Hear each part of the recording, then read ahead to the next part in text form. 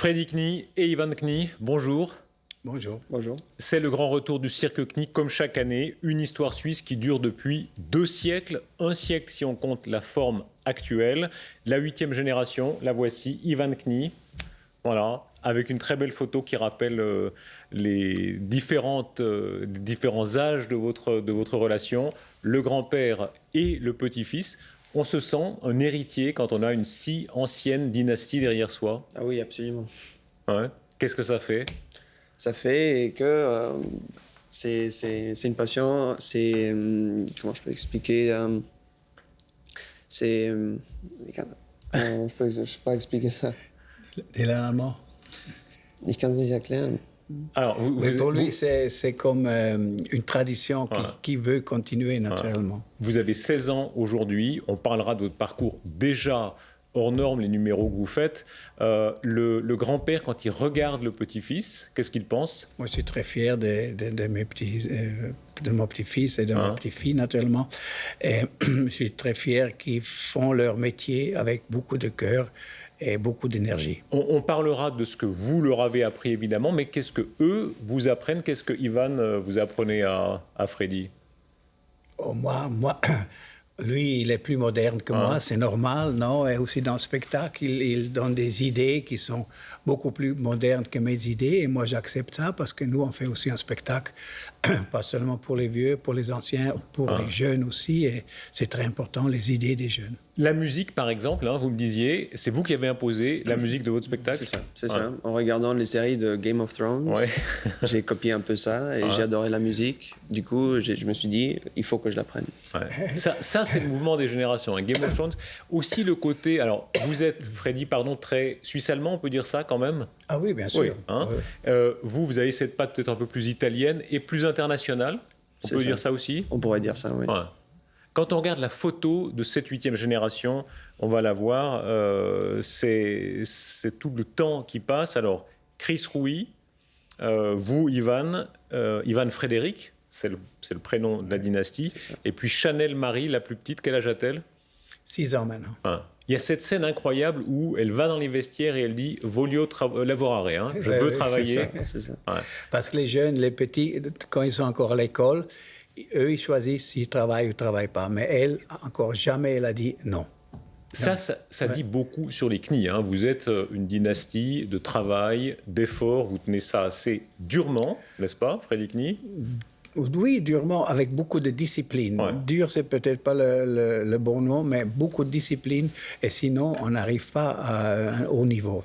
Sans travail, il n'y a rien. Les dernières vacances, c'est quand ? 98. Ouais. Le travail, quand vous êtes en tournée, c'est quoi ? De 8h le matin ? Oui, je commence à 8h le matin. Après, c'est les répétitions pour le nouveau spectacle, pour l'année prochaine. Après, manger. Après, c'est le bureau, c'est les spectacles. Nous, on finit à minuit. Ivan Knie, cette vie-là, elle vous va ? Quand on a 16 ans, quand même, c'est pas un peu pesant, un peu difficile ? Non, pas du tout. J'ai commencé cette vie depuis quand j'étais né. Et je suis aufgewachsen, grandi dans cette manière. Et j'ai jamais pensé à faire quelque chose d'autre. Ça vous a pas fait peur ? Pas du tout. La vocation, le moment où vous vous êtes dit « je veux faire ça », vous vous rappelez ce moment-là ? Absolument. C'était quand ? C'était depuis toujours. Depuis toujours. Oui, mais maintenant, c'est définitif parce qu'elle a fini l'école. Alors là, nous, on lui a dit, naturellement, tu continues, mais 100%, sinon tu n'y arrives pas. Et ça, il a accepté. Il y a un côté showbiz dans ce que vous faites quand on voit les photos de vous, Ivan Knie, jeune à côté de votre mère déjà, et ensuite comment vous apprenez le métier, le sourire par exemple, quand vous êtes en piste, vous avez ce sourire et vous dites voilà, ça, le showbiz, c'est ça, il faut sourire. Hein. Bien sûr, c'est ça, le charisme, la manière d'être en piste, c'est de prendre le public avec la passion qu'on a dans nous. Qu'est-ce qui vous a appris votre grand-père ? Pratiquement tout ce que je sais faire avec les animaux, avec les chevaux, ma manière d'être en piste, j'ai tout à fait copié à mon grand-père. Un peu de tout, on pourrait dire. Il a copié, oui, mais il a aussi son style à lui. Et ça, c'est important.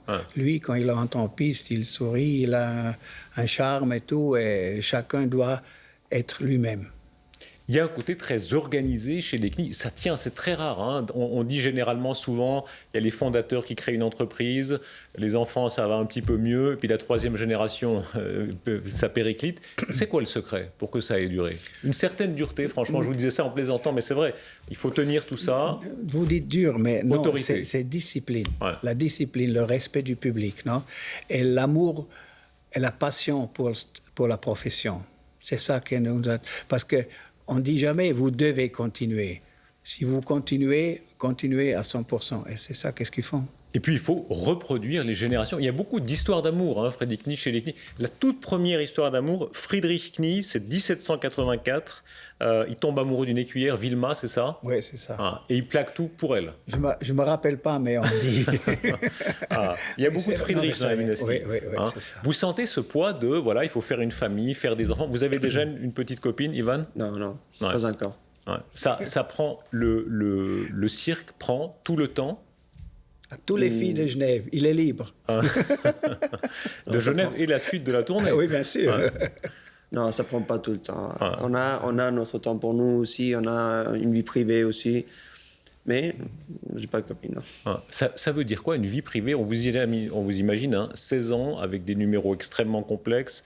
Vous montez, on verra les photos après, sur 2 chevaux en même temps. Ensuite, vous maniez plusieurs chevaux, le risque de tomber, etc. La vie privée, vous faites quoi quand vous avez fini?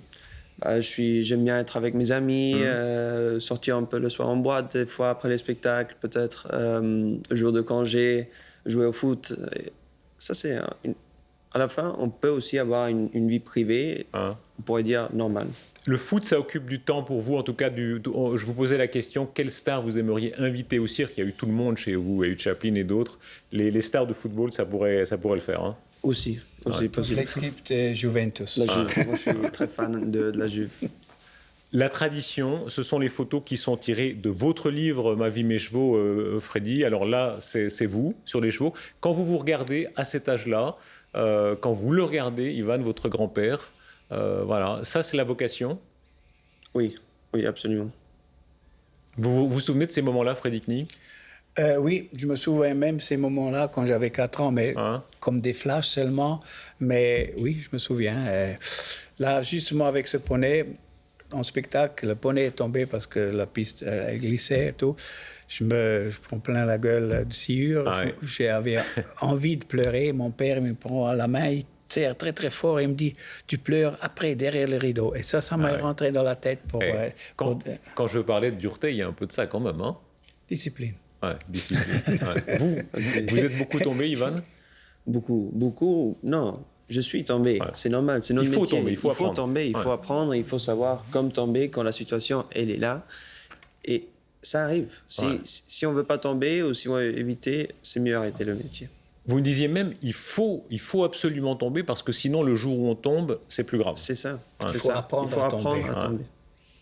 Il y a un risque dans ce que vous faites? Quand même, oui. Comme tout dans notre métier, il y a toujours un risque que quelque chose peut arriver. Vous l'avez en tête quand vous êtes sur la piste, c'est-à-dire vous avez plusieurs chevaux qui passent entre vos jambes, vous devez attraper les lanières, etc. Si vous tombez, vous pouvez peut-être recevoir un coup de sabot, etc. Ces choses-là ne me passent jamais dans la tête. Vraiment, quand déjà dans les répètes, dans le spectacle, ces choses-là ne sont pas des choses qu'il faut y penser. Parce que quand ils pensent, ils vont arriver. Parce que quand ils pensent, on a peur. Et la peur, c'est ça le problème. Il faut avoir le respect. Ça, c'est la base. Un respect pour son travail, mais sûrement pas une peur. Parce que quand on a peur, on n'aime plus notre travail. On rentre avec la peur. Et c'est ça c'est pas une vie après. Les fondateurs, quand on rappelle la photo des fondateurs, alors il y a plusieurs générations, mais celle-là, c'est quelle génération, Freddy Knie, quand on voit ces... Cinquième. Non, la quatrième génération. Ouais. Ce sont des messieurs. Hein. Ça, c'est un peu le paradoxe du cirque Knie, c'est-à-dire, c'est pas du tout le côté bohème, un peu romanichel, etc., qu'ont certains cirques en France, en Italie. Il y a un côté très bourgeois dans le cirque Knie, quelque chose comme ça. pouvez dire comme vous voulez, Ouais. non, mais c'est quand même... oui, c'était toujours... chez la famille Knie, c'était comme ça. Il faut se comporter correct, il faut se comporter... nous, on rentre dans les villes, on doit partir des villes, tout laisser en ordre, et ça, c'était déjà toujours le premier... truc chez les Knie, oui. Les leçons de la tante, de la grand-mère Marguerite, hein, il y a quelques photos dans votre livre, quelques anecdotes qui le rappellent. Elle est là. C'est pas qui est-ce qu'elle a dans les bras ici? Ça, c'est Géraldine. C'est Géraldine, ouais. Oui, elle, pour moi, c'était une très, très grande idole parce que c'est elle qui a fait survivre le cirque Knie pendant la guerre. Ouais. C'était vraiment elle qu'elle a... Elle a traité avec le général Guisan, notamment, c'est ça? Ah oui, bien sûr. Et c'est pour ça qu'on avait mangé pour les animaux, on a fait des spectacles gratuits pour les militaires. Ça devait être tout... aucune lumière devait sortir du chapiteau. Ouais. C'était quand même...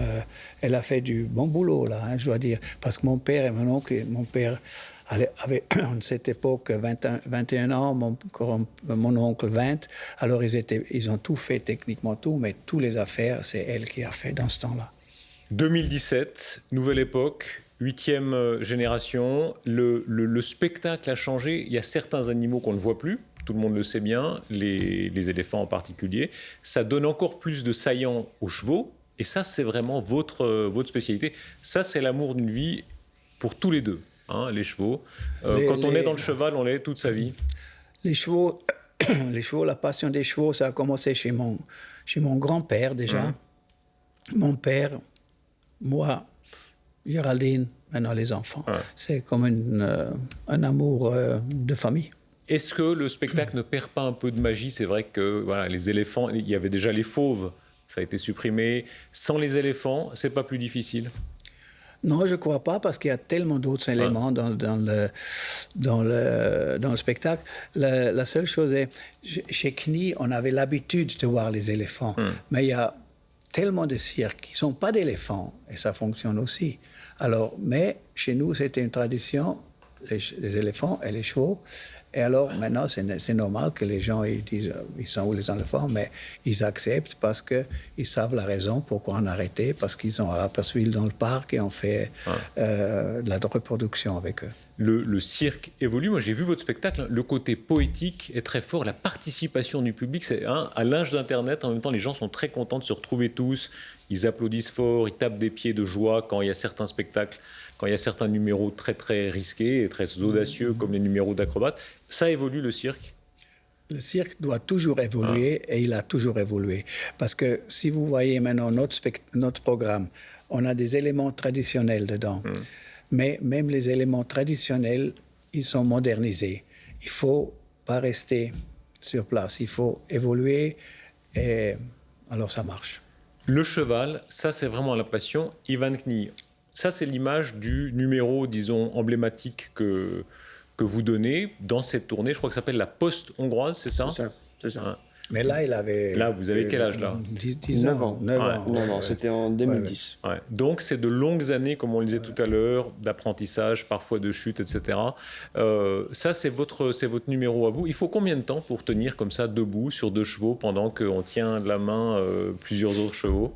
Là, on a mis vers 1 an de répète tous les jours pour arriver à le point qu'on est aujourd'hui. On parle aux chevaux. Quand vous donnez les répétitions, ça m'a impressionné de voir ça, à quel point vous leur parlez réellement, le cheval comprend, avance, recule, etc. Les gens qui ne connaissent pas les chevaux, ça les étonne au premier abord, on leur parle beaucoup. Bien sûr, il y a toujours 2 méthodes. Il y a une méthode dure et une méthode soft, comme on dit. Douce. Douce. Et nous, naturellement, c'est que la méthode douce et ça base sur communication, parler, gestes. Et le cheval, il répond tout de suite beaucoup mieux. C'est comme si c'est la méthode dure. Il y a un côté leçon de vie, hein. Vous disiez pendant les répétitions, le cheval ne doit pas s'ennuyer. C'est comme un être humain, il faut qu'il soit actif.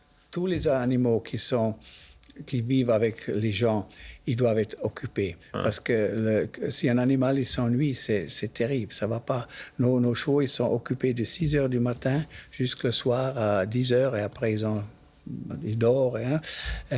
Ils ne sont pas tout le temps occupés pour des trucs très physiques, non, mais des occupations.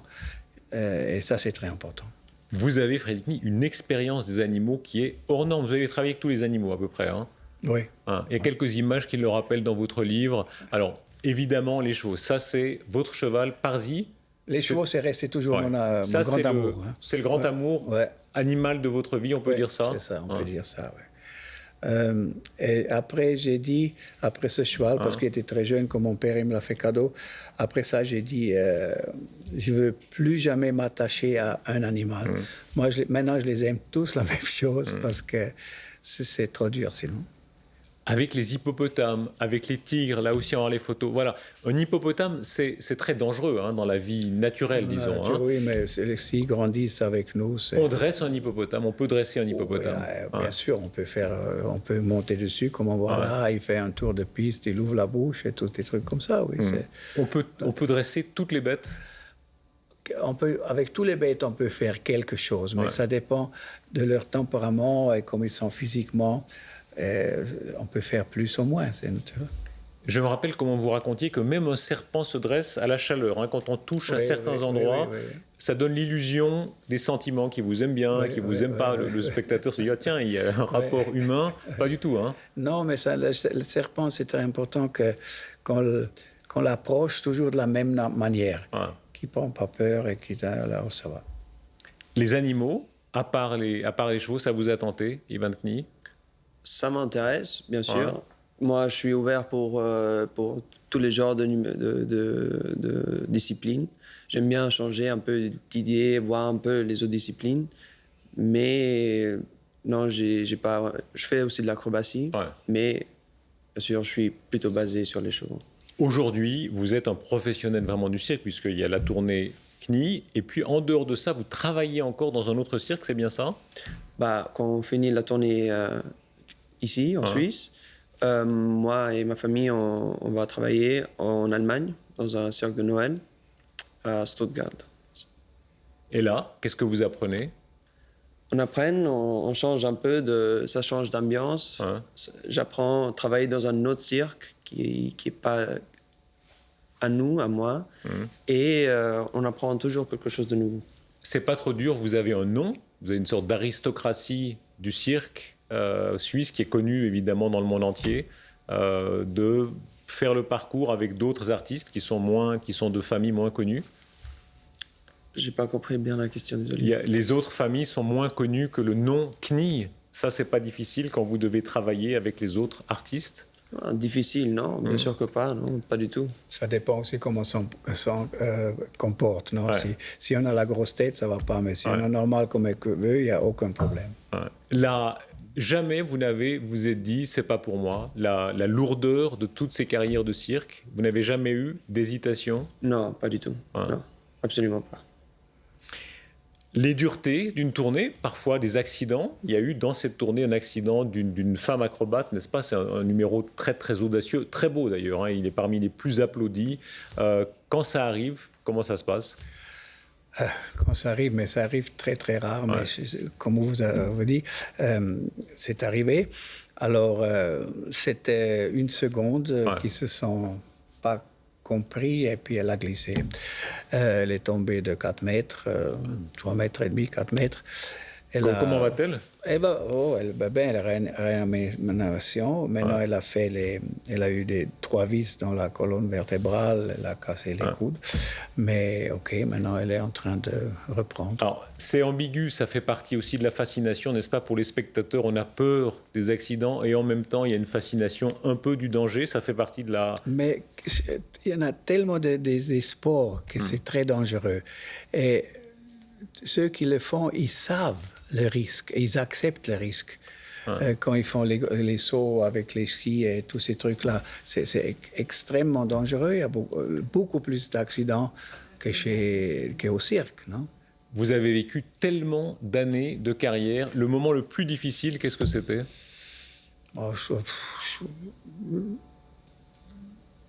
Mon père, il est décédé 10 minutes avant le spectacle. Et ils me l'ont dit. Il aurait pu me dire aussi après le spectacle. Et là, faire le spectacle, c'était très dur. Et c'était la même chose avec ma mère. C'était la première à Rapperswil. Mais c'est la vie, mais il faut... Et vous avez donné le spectacle là aussi. Il faut. faut. Ouais. Ça, c'est la loi du spectacle en général, du cirque notamment. Hein. Il faut toujours. C'est comme ça. Ouais. Ça vous impressionne, ça, Ivan, cette idée-là? Oui, absolument. C'est une idée très disciplinée, on pourrait dire. Ouais. C'est une leçon pour la vie, pas seulement pour le cirque. Il faut toujours tenir. Regarder en avant et continuer. Ouais. Ouais. Si on travaille avec les animaux, c'est naturellement très important qu'on peut se contrôler et qu'on a de la discipline. Ouais. Encore une photo, une ou deux photos tirées de votre livre. Alors celle-là, elle est extraordinaire. Là, c'est le clan. Hein. Alors c'est le clan à cheval. Vous êtes assez marrant là. Alors le petit, alors Ivan, vous avez quel âge là? Ça, c'était en 2013, je crois. Il avait 12 ans ou quelque chose comme ça. Quelque chose comme ça, ouais. J'avais 12 ans. L'amour des chevaux, évidemment. Et puis, la belle vie, quand même. Franchement, vous avez de la chance, on peut dire ça, Ivan Knie? Ah oui, absolument. Ouais. C'est quoi le plus agréable dans cette vie-là? Le plus agréable je m'ennuie jamais. Ouais. La liberté, quand même. Hein. Alors, il y a beaucoup d'astreintes, il y a cette discipline. Vous avez employé le mot plusieurs fois dans l'émission. Et en même temps, une liberté hors norme. On a une liberté, oui. On est artiste, on est des fois un peu bohème, mais c'est bien comme ça. Mais il y a aussi l'autre côté qu'on doit être très... Une entreprise de 250 employés qui sont en tournée, c'est quand même... il faut... C'est la responsabilité. Avoir ce contrôle.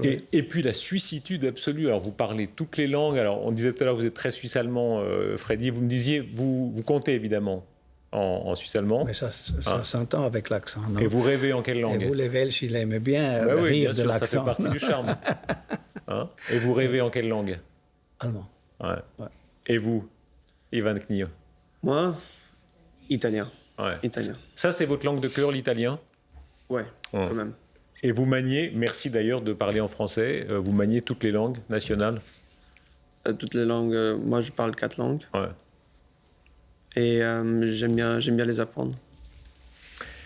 Merci à l'un et à l'autre. Votre tournée du 25 août au 14 septembre, partout. Hein. Tout est beau, tout est agréable dans la tournée en Suisse. Ça finit à Lugano toujours, hein. Ça, c'est la tradition. Le Lugano, c'est la dernière. Ouais. Et pour vous, ce sera quand la dernière, Freddy? Il y a de longues années encore? Ça dépend de la santé. Ouais. On verra. Et puis votre livre, Freddy Knie, Ma vie, mes chevaux, dont étaient tirées toutes les photos qu'on a vues dans cette émission. Merci à l'un et à l'autre. Qu'est-ce qu'on dit avant un numéro en piste? Les artistes, les gens de théâtre disent merde, par exemple. Qu'est-ce que vous dites, vous, dans le cirque? Aussi merde. Et en suisse-allemand, Hals- und Beinbruch. Ah oui. Et vous dites quoi alors? Version suisse-allemande, italienne? Moi, je dis rien. Moi, je reste pour moi. Je reste concentré. Je ne veux jamais rien dire. Et je reste calme. J'essaye. Merci. Bonne chance à l'un et à l'autre. Merci beaucoup. Merci à vous. Merci.